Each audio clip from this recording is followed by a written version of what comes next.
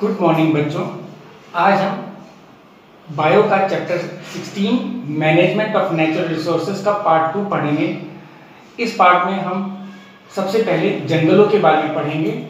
जैसे कि डेफिनेशन लिखी हुई है, forest are the large area of land on which trees and other plants grows naturally to form close canopy called forest. यानी जंगल वो जमीन का वो बड़ा वाला भाग है जिस भाग में सिर्फ पेड़ पौधे अपने आप उगते, नेचुरली उगते हैं उस, और एक बहुत क्लोज कैनोपी बनाते हैं।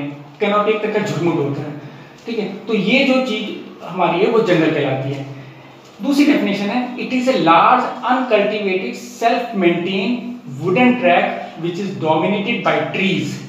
यानी एक ऐसा रास्ता जहां पर कोई खेती वगैरह नहीं करता, अपने आप ही पेड़ पैदा होते हैं, और ऐसे रास्ते को हम जहां पर पेड़ ही पेड़ हैं उसको हम जंगल कहते हैं। अब देखो, जंगल में बहुत तरह तरह के पेड़ पौधे और जानवर हमें मिलते हैं जो जंगल में एक साथ रहते हैं। इसलिए जंगल सबसे ज्यादा बड़ी बायोडाइवर्सिटी वाला केंद्र है। जंगल की बायोडाइवर्सिटी सबसे ज्यादा है क्योंकि वहां पर बहुत तरह तरह के पेड़ पौधे हमें मिल सकते हैं और जानवर हमें मिल सकते हैं। अगर हम दुनिया भर के सारे जानवरों को एक साथ बोलना चाहें तो हम उसको फौना बोलेंगे, और पेड़ पौधों को अगर हम एक साथ कोई नाम देना चाहेंगे तो उसको फ्लोरा बोलेंगे। All the vegetation found on the earth is called flora and all the animals collectively lives in the forest are called fauna। तो अब एक और चीज आती है, अगर जो पेड़ हैं हम उसको लगातार काटते रहेंगे और एनिमल्स हैं उसको लगातार मारते रहेंगे तो हमारा जो इकोसिस्टम बिगड़ जाएगा, क्योंकि जंगल खत्म हो जाएंगे, जंगली जानवर मारे जाएंगे। लेकिन इन सब का फर्क जो है वो हम पर पड़ता है। मान लो हम सांप को सभी जो एक जहरीला जानवर समझते हैं क्योंकि वो काट के हमें मार देता है, लेकिन सांप का भोजन क्या है? सांप का भोजन होता है चूहा। अब सांप जो है वो चूहे को खाता है, ठीक है ना। अगर हमने सांप मार दिया तो सांप की पॉपुलेशन तो कम हो जाएगी, चूहे की बढ़ जाएगी। और चूहा क्या काम करेगा? चूहा जो है वो हमारी फसलों को नुकसान पहुंचाएगा, और फसलों का नुकसान पहुंचाएगा, अल्टीमेटली नुकसान किसको पहुंचा? वो हमें पहुंचा। तो इसलिए हमें जंगल और जंगली जानवरों की रक्षा करनी चाहिए। अब दूसरी बात आती है, जंगली जानवर क्या होते हैं, वाइल्ड लाइफ क्या होती है। It refers to the wild animal, मतलब जंगली वाइल्ड लाइफ क्या है? It refer to the wild animal, plant and micro organism which are found in natural habitat and are not domesticated. ये डोमेस्टिकेटेड वाली बात याद रखना, इनको पालतू नहीं बनाया जा सकता। वो जानवर जो जंगल में रहते हैं, पेड़ पौधे और जो छोटे छोटे जानवर होते हैं वो सब जो जंगल में रहते हैं, और जो जिनको हम डोमेस्टिकेटेड नहीं कर सकते, हम उनको पालतू नहीं बना सकते, हम उनको वाइल्ड लाइफ में कंसीडर करते हैं। It is the living component of the forest. ये जंगल का लिविंग कंपोनेंट है। अब जंगल से हमें क्या क्या चीजें मिलती हैं? तो जंगल से हमें मेडिसिन मिलती है, सिल्क मिलता है, लाख है वो मिलता है, हनी मिलता है। और अगर जंगल के इकोसिस्टम से कोई भी छेड़छाड़ होती है तो इन सब के प्रोडक्ट में कमी आ जाती है और अल्टीमेटली नुकसान हमें होता है। चलो जंगल के हम इस्तेमाल बताते हैं, जंगल से हमें क्या क्या फायदा है। जंगल जो है उससे सबसे पहले हमें खाना मिलता है, खाना हमें मिलता है, लेकिन लाखों ट्राइबल लोग जो जंगल में जो जानवर आप भी रहते हैं, जंगली जानवरों के साथ जो आप भी रहते हैं, ट्राइबल लोग, उनकी रोजी रोटी के लिए जंगल से ही वो खाना लेके आते हैं। हमारी तरह बाजार से खाना नहीं लाते वो। जंगल में हमें क्या मिलता है? नट मिलते हैं। नट में मतलब जैसे बादाम, काजू, किशमिश, ये सब जो है हमें जंगली पेड़ों से मिलते हैं, ठीक है। और जो कमर्शियल पेड़ जो मतलब जो हमारे आमतौर पर रोजाना इस्तेमाल करने वाली चीजें जैसे कि रबड़ है, टेंडू लीव्स हैं, कॉर्क है, तो ये कमर्शियल पेड़ भी हमें जंगल से ही मिलते हैं। पेपर तो सबसे ज्यादा इस्तेमाल होता है। पेपर के लिए हमें बैम्बू लीव्स, बांस की लकड़ी, वो हमें जंगल से मिलती है। यूकलिप्टस का पेड़ वो भी हमें जंगल में मिलता है। ऐसी टिम्बर्स में हमारे जो फर्नीचर के लिए शीशम की लकड़ी होती है, तो ये सब जंगल से मिलती है हमें। फिर एक और बात है कि जो जंगल होता है वो जंगली जानवर को शेल्टर देता है। जंगली जानवर उसके अंदर रह सकते हैं। जैसे हम घर में रहते हैं हमें घर सुरक्षा देता है, ऐसे ही जंगली जानवरों को सुरक्षा देता है जंगल। अगर जंगल नहीं होंगे तो जंगली जानवर को हम मार देंगे, तो इसलिए जंगल जंगली जानवरों को सुरक्षा देता है। जंगल के कारण हमारा पॉल्यूशन कम होता है, क्योंकि जंगल जो है कार्बन डाइऑक्साइड एब्जॉर्ब कर लेता है और ऑक्सीजन छोड़ देता है, ठीक है ना। दूसरी बात है वो नॉइज जो होती है, शोर है, उसको भी एब्जॉर्ब कर लेता है, जिससे कि एयर पॉल्यूशन कम हो जाता है। दूसरी बात है ये हमारी जो क्लाइमेटिक कंडीशन को भी रेगुलेट करता है। अगर जंगल नहीं होंगे तो रेगिस्तान बन जाएगा, ठीक है ना। तो और अगर जंगल है तो बारिश समय पर होगी, क्योंकि जंगल से ट्रांसपिरेशन होता है। ट्रांसपिरेशन होने के कारण आसपास का वातावरण ठंडा रहता है और जो बादल हवा में होते हैं वो वहीं बरस जाते हैं। एक और चीज है कि ग्लोबल वार्मिंग जो होती है वो भी हमारी जंगल के होने से कम हो जाती है, क्योंकि ये इसमें ट्रांसपिरेशन होता है, तो और ऑक्सीजन तो मिलती है हमें। तो कुल मिला के जो हमारी बात है कि जो the forest are usually said to be hot biodiverse hotspot of organism, क्योंकि सबसे ज्यादा बायोडाइवर्स हॉटस्पॉट हमारा जंगल ही है, क्योंकि यहाँ पर जो है बहुत तरह तरह के ऑर्गेनिज्म रहते हैं और बहुत सारी इनकी स्पीशीज भी पाई जाती हैं। अगली डेफिनेशन हमारी आती है स्टेक होल्डर की। स्टेक होल्डर की डेफिनेशन है a person with an interest in an asset is called stakeholder, यानी वो आदमी जिसको किसी काम में इंटरेस्ट है वो स्टेक होल्डर है। अब देखो जंगल हमने पढ़ चुके हैं अभी, तो जंगल में इंटरेस्ट किसका हो सकता है? मेरा इंटरेस्ट जंगल में नहीं है, तुम्हारा भी जंगल में नहीं होगा, तो इंटरेस्ट जंगल में किस आदमी का है?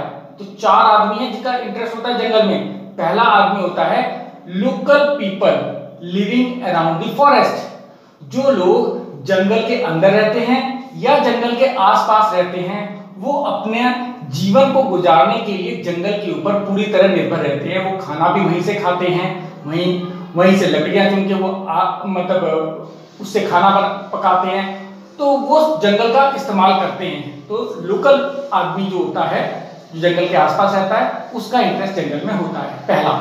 दूसरा स्टेक होल्डर है हमारे पास है फॉरेस्ट डिपार्टमेंट, क्योंकि जंगल की रखवाली की जिम्मेदारी सरकार फॉरेस्ट डिपार्टमेंट को देती है, और जब तक फॉरेस्ट डिपार्टमेंट है तो जंगल का पूरा मालिक फॉरेस्ट डिपार्टमेंट होता है। इससे गवर्नमेंट को रेवेन्यू होता है, इसके बाद में अभी थोड़ी में डिटेल में बताएंगे। तो फॉरेस्ट डिपार्टमेंट भी एक स्टेक होल्डर है जंगल का। तीसरा स्टेक होल्डर होता है जंगल का इंडस्ट्रियलिस्ट, यानी इंडस्ट्री लगाने वाले, क्योंकि इंडस्ट्री जो लगाता है उसको रॉ मटेरियल के लिए लकड़ी का सामान या फिर कोई भी रबड़ वगैरह जो भी चीजें जंगल में मिलती है वो उसको जरूरत होती है, इसलिए वो जंगल में उसका इंटरेस्ट है, क्योंकि वो सारी चीज जंगलों में ही पैदा होती है। चौथा जो हमारा स्टेक होल्डर है वो हमारा है wild life and forest activist.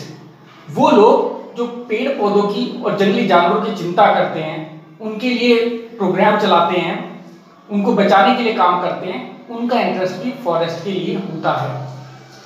अब हम इनको एक एक करके समझाते हैं। पहला आता है हमारे पास लोकल पीपल्स। तो लोकल पीपल्स जंगल के आसपास रहते हैं, जंगल पर निर्भर होते हैं, अपनी बेसिक जरूरतों के लिए जंगल पर निर्भर रहते हैं। इनको फायरवुड, अपनी बैम्बू स्टिक चाहिए होती है, और अपना थैच लगाने के लिए जो थैच कह रहे हैं उसकी झोपड़पट्टी के ऊपर जो छप्पर पड़ता है उसके लिए इनको भूसा भी वहीं से जंगल से मिलता है। इनको फूड भी जंगल से ही मिलता है, जो जंगली फल खाते हैं ये। साथ में जो इनके पास गाय भैंस होती है उनको चराने के लिए ये जंगल में ही लेके जाते हैं, तो उनका खाना भी जंगल से ही आता है गाय भैंसों का। इसके बाद आता है हमारा फॉरेस्ट डिपार्टमेंट। तो फॉरेस्ट डिपार्टमेंट जो होता है ये एक सरकारी की संस्था है। सरकार को जंगलों से रेवेन्यू यानी टैक्स मिलता है। फॉरेस्ट डिपार्टमेंट जो होता है वो पूरे जंगल का मालिक होता है, उसको कंट्रोल करता है। तो इसका सबसे पहला काम क्या होता है कि ये जंगल में सभी की एंट्री बंद कर देता है। जब जहां पर जंगलों का फॉरेस्ट डिपार्टमेंट आ जाता है तो जंगल में लोकल पीपल की एंट्री बंद कर देता है। इसके कारण क्या होता है, लोकल पीपल बहुत परेशान हो जाते हैं, उनका एक्सप्लॉयटेशन होता है। फिर एक और बात होती है, क्योंकि जंगल में बहुत सारी चीजें उगाई जाती हैं तो सरकार को टैक्स चाहिए होता है। पैसा कमाना है सरकार को, क्योंकि उनको सैलरी भी देनी पड़ेगी। तो इसके कारण क्या होता है कि जो वो फॉरेस्ट डिपार्टमेंट जंगल में एक ही तरह के पेड़ लगाता है जो बिकता है उनका, वही पेड़ लगा देगा वो सारे जंगल में। तो जंगल में जो बायोडाइवर्सिटी थी वो सारी खत्म हो जाती है, और इस कल्चर को मोनोकल्चर कहते हैं। तो मोनोकल्चर के कारण बायोडाइवर्सिटी खत्म हो जाती है। इसके बाद आते हैं हमारे इंडस्ट्रियलिस्ट। इंडस्ट्रियलिस्ट जो होते हैं ये फैक्ट्रियों के मालिक होते हैं। इनको अपनी फैक्ट्रियों के लिए रॉ मटेरियल की जरूरत जो होती है वो जंगलों से उनकी पूरी होती है। तो जैसे कि लकड़ी से वो फर्नीचर बनाते हैं, स्पोर्ट्स के क्रिकेट का बैट वगैरह बनाएंगे हैं, तो ये सब काम करते हैं। टेंडू लीव्स होती हैं, उससे इनको क्या नाम है बीड़ी बनाते हैं। तो इनको रॉ मटेरियल के लिए जंगलों की जरूरत होती है। और लेकिन एक बात है कि इनको रॉ मटेरियल की जरूरत तो जरूर है, लेकिन जंगलों की चिंता नहीं करते ये। एक बार जंगल का इस्तेमाल करा या उनके पेड़ काट दिए उन्होंने, तो उसके बाद दोबारा आके वो दोबारा पेड़ नहीं लगाएंगे, क्योंकि उनको जंगल से मतलब ही नहीं है। तो इसलिए ये थोड़ा फॉरेस्ट के लिए कोई काम नहीं करते, सिर्फ रॉ मटेरियल के लिए मतलब करते। तीसरा जो होता है हमारा, चौथा हमारे पास जो होता है वो होता है forest and wild life activist. तो forest and wild life activist जो होते हैं सिर्फ एकमात्र यही एक ऐसे लोग होते हैं जो जंगल और जंगली जानवरों की वास्तव में चिंता करते हैं। अब एक क्वेश्चन आता है कि फॉरेस्ट डिपार्टमेंट ऐसे कौन कौन से काम करता है जिससे जंगल को नुकसान हो जाता है। हम तो फॉरेस्ट डिपार्टमेंट बनाए जंगलों की रक्षा के लिए, लेकिन ये फिर भी नुकसान कर देता है। तो ऐसे कौन कौन से काम है, तो उनमें काम देखो। पहला काम होता है कि सरकार को रेवेन्यू देने के लिए जंगलों में पेड़ों की कटाई करते हैं। जब जंगल में पेड़ काट देंगे तो फिर जंगल बचते ही नहीं है, ठीक है ना। दूसरा काम जो फॉरेस्ट डिपार्टमेंट करता है वो क्या काम करता है, जंगलों में मोनोकल्चर लगा देता है, यानी एक ही तरह के पेड़ लगा देगा। तो इससे क्या होगा, जंगल की बायोडाइवर्सिटी खत्म हो जाती है। फिर एक और बात आती है कि कहीं पर डैम बनना है, कहीं पर रोड बननी है, इसके लिए भी जंगलों की कटाई शुरू हो जाती है। अब एक और चौथा पॉइंट है हमारे पास जो जंगल में, जो फॉरेस्ट डिपार्टमेंट के अंडर में आता है कि जंगलों को जब नेशनल पार्क बना देंगे तो बहुत से टूरिस्ट लोग देखने आते हैं नेशनल पार्क को। अब जब नेशनल पार्क को टूरिस्ट देखने आएगा तो उनको रहने के लिए उनके लिए रेस्ट हाउस बनाने पड़ते हैं ये फॉरेस्ट डिपार्टमेंट को। अब जो टूरिस्ट आ रहा है वो प्लास्टिक की बोतल लेके आ रहे हैं, पन्नियां लेके आ रहे हैं, तो ये सारा अपने साथ लेके तो जाएंगे नहीं कूड़ा, तो ये वहीं पर डंप कर देते हैं। अब वो जो कूड़ा है वो कूड़ा जब डंप हो जाएगा तो क्या होगा, वहां पर कूड़ा भर जाएगा, तो जंगल में पॉल्यूशन हो जाएगा और मतलब जो बायोडाइवर्सिटी है उसमें बहुत सारी नष्ट हो जाती है इस चक्कर में। इसके बाद जो होता है फॉरेस्ट डिपार्टमेंट जो है लोकल लोगों को भी वहां से भगा देता है। तो इसका बुरा प्रभाव लोकल लोगों पर तो होता ही है, लेकिन लोकल लोगों के साथ साथ इसका बुरा प्रभाव जो है फॉरेस्ट डिपार्टमेंट पे भी पड़ता है। एक उसका एग्जांपल है, हमारे पास हिमालय नेशनल पार्क है एक, वहां पर एल्पाइन के जंगल बहुत सारे हैं। अब एल्पाइन के पेड़ के नीचे बहुत लंबी लंबी घास उगती है। अब सर्दियों में तो वो घास पे बर्फ जम जाती है, जो गर्मियां आती हैं तो वो घास उगती है। अब गर्मियों में क्या होता है, जो नोमैडिक शेफर्ड होते हैं, शेफर्ड कहते हैं चरवाहे, तो चरवाहे जो होते हैं भेड़ चराने वाले होते हैं ना, ये अपनी भेड़े लेकर आते हैं जंगल में और हिमालयन फॉरेस्ट में आते थे और वहां पर अपनी भेड़े छोड़ देते थे, तो भेड़ जो होती थी वो घास खा जाती थी। अब जब से वहां पर हिमालय नेशनल पार्क बना तब से वो घास को भेड़ ने खाना छोड़ दिया, क्योंकि वो भेड़ आई नहीं वहां पर। तो वो घास पहले लंबी हुई, लंबी होने के बाद वो पलट गई। अब पलटने के बाद वो जो नीचे छोटी छोटी घास थी उनके ऊपर गिर गई। अब उस छोटी घास को धूप नहीं मिली तो वो वहीं पर गल गई, तो वो पूरा का पूरा एरिया बेकार हो गया। तो यानी कि इसका बुरा प्रभाव जो है वो खुद उसके ऊपर ही पड़ गया। अब आता है एक और हमारे पास डेफिनेशन आती है, वो आती है सिल्वीकल्चर की। सिल्वीकल्चर की पहले डेफिनेशन देख लो। It is a major program which has been started to replenish forest by growing more trees and plants। यानी कि सिल्वीकल्चर एक ऐसा प्रोग्राम है जिसको जो सरकार चलाती है ताकि बहुत सारे जंगलों को वापस अपनी पुरानी स्थिति में लाया जा सके। उसके लिए बहुत सारे पेड़ लगाए जाते हैं। अच्छा, सिल्वीकल्चर का एडवांटेज क्या होता है, फायदा क्या है सिल्वीकल्चर का? तो सिल्वीकल्चर का एडवांटेज है, पहला, produce large quantity of raw material. पेड़ उगेंगे तो रॉ मटेरियल जो इंडस्ट्री को चाहिए होता है वो सारा रॉ मटेरियल सिल्वीकल्चर के कारण और पैदा हो जाएगा। दूसरी चीज है इंक्रीजिंग एरिया अंडर फॉरेस्ट। अभी फॉरेस्ट का लगातार पेड़ कटने से क्या होता है, फॉरेस्ट खत्म होते जा रहा है, फॉरेस्ट एरिया कम हो रहा है, तो इसके कारण क्या होता है, सिल्वीकल्चर का फॉरेस्ट एरिया थोड़ा बढ़ जाएगा। इसके बाद होता है मेंटेन परफेक्ट वाटर साइकिल। अब जहां जंगल होते हैं वहां पर उसके आसपास ठंड होती है, जिसके कारण जो बादल हवा में घूम रहा होता है तो उसको ठंड मिलती है तो वो बरस जाता है वहां पर।